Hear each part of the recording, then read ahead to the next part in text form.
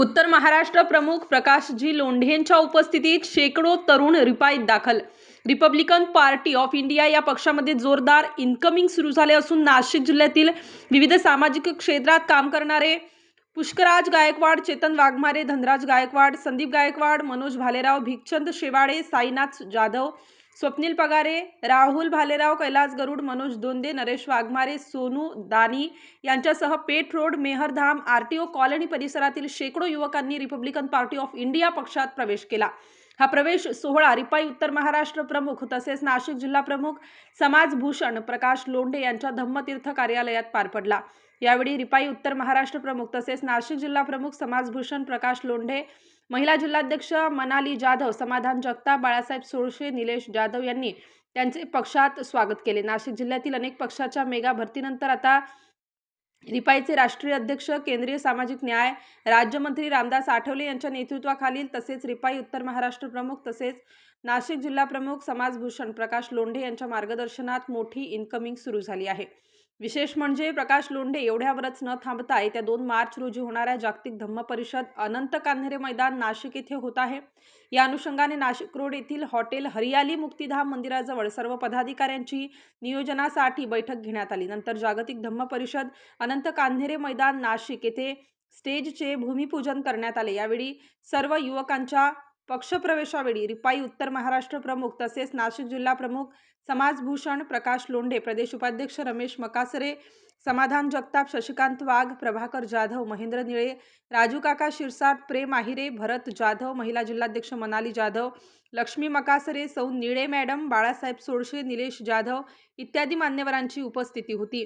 Republican party of India Ramdas Athawale साहेबांच्या मार्गदर्शनाखाली आमचे नाशिक जिल्ह्याची तोफ प्रकाशजी लोंढे साहेब यांच्या मार्गदर्शनाखाली आमच्या मेहरधाम परिसरातील अख्य भीमसैनिक आज साहेबांच्या मार्गदर्शनाखाली आम्ही पक्षप्रवेश केलेला आहे। साहेबांनी अशीच आमच्यावर आशीर्वाद ठेवून आम्हाला नाशिक जिल्ह्यामध्ये काम करण्याची संधी त्यांनी दिली। सर्वात प्रथम त्यांचे आम्ही आभार व्यक्त करतो। थांबतो। जय भीम, जय बुद्ध, जय भारत।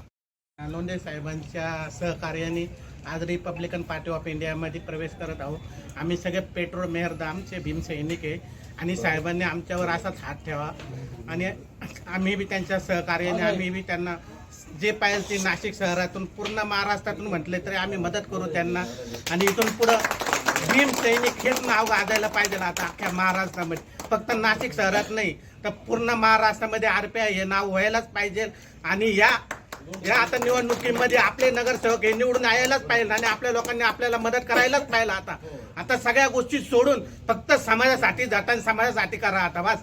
एवढंच माझे 2 शब्द बोलतो मी आणि संपवतो। मी या कट्टर भीमसैनिकांचं मी अभिनंदन करतो, आभार मानतो। जरी माझ्या मागे सर्व धर्मसमभाव प्रकाश लोंढे नाव जरी असलं तो आपल्याला सर्व जाती धर्माच्या लोकांना विश्वासात घेऊन आगामी महानगरपालिकेची तयारी आपण जल्लोषात केली। आपण बघितलंय की खासदारकी आमदारकीसाठी आपण तुटून पडलोय आणि तोच प्रभाव त्याच पद्धतीनं जिथे जे संधी मिळेल तिथे माझ्या कार्यकर्त्यावर जी जबाबदारी नेटाची देण्यासाठी मी जिद्दीने प्रयत्न करतो। आज ह्या प्रवेश सोहळ्यासाठी विशेष उपस्थिती म्हणून रिपब्लिकन पक्षाचे धुरंधर ज्येष्ठ नेते सन्मान्य रमेशजी मकासरे असतील, सन्मान्य शशीभाऊ वाघ असतील, सन्मान्य प्रभाकरजी जाधव साहेब असतील, हे नेते उपस्थित राहिलेत। मला परत माझ्या कार्यकर्त्यांचा सार्थ अभिमान आहे की अशाच पद्धतीनं गतिमान पद्धतीने चळवळ करण्यासाठी विशेष माझी भगिनी लक्ष्मीताई ह्या सुद्धा उपस्थित आहेत। त्यांचं पण मनापासून अभिनंदन करतो।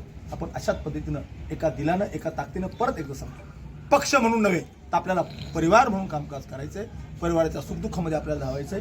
जनतेची जी गाऱ्हाणे असतील, शासनाच्या अनेक योजना आहेत, त्या योजनांचा प्रभावीपणे कशी अंमलबजावणी करता येईल, जनतेप्रती कसं देता येईल त्या जिद्दीनं आपल्याला कामाला लागायचंय आणि आगामी 2 मार्च काळाराम मंदिराच्या हा ऐतिहासिक सोहळ्यासाठी सुद्धा आपण सज्ज झालात।